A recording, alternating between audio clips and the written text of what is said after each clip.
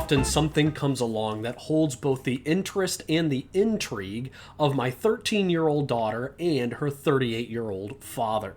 So when something comes along that my daughter can love and cherish, and I like it too, that's special.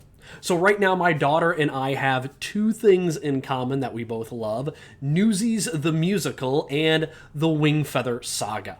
Looking for fiction authors to be able to recommend on my channel, I decided to give my daughter's favorite book series a try. And I picked up a copy of On the Edge of the Dark Sea of Darkness. And to be honest, and to put my review in context, I didn't have a lot of hope for this one when I was starting it, because one, I was under the assumption that if my daughter loved it, I probably won't. And then when I learned that the villains are lizard people who are known as fangs, I was like, I don't know if I'm going to like this one. And I really thought reading this book was going to be a chore. But it wasn't a chore. I legitimately enjoyed the book from beginning to end. Andrew Peterson created a fascinating world where the fangs of Dang, the minions of Dang the Nameless, have crossed the dark sea of darkness and invaded the lands of Skree. The citizens of Skree have now been living under the weight of subjugation, under the cruel dominion of the fangs.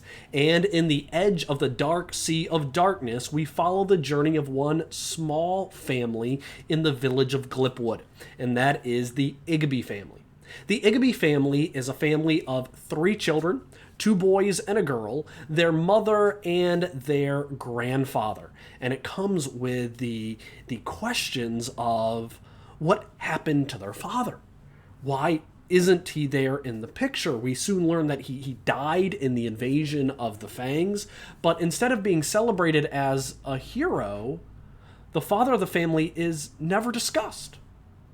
Why? How could it be that someone would die as a hero and you wouldn't even talk about him?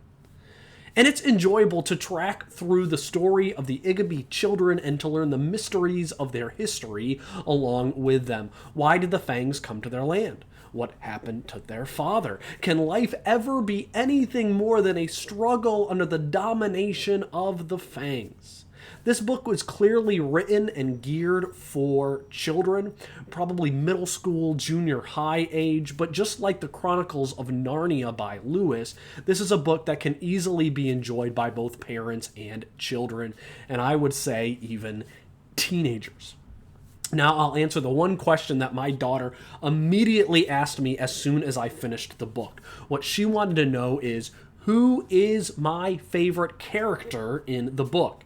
So I was like, tell me who your favorite character is. She said hers was Poto the grandfather, and I can't argue with that. From his catching of the thwops to his courage in defending his family, Poto was great.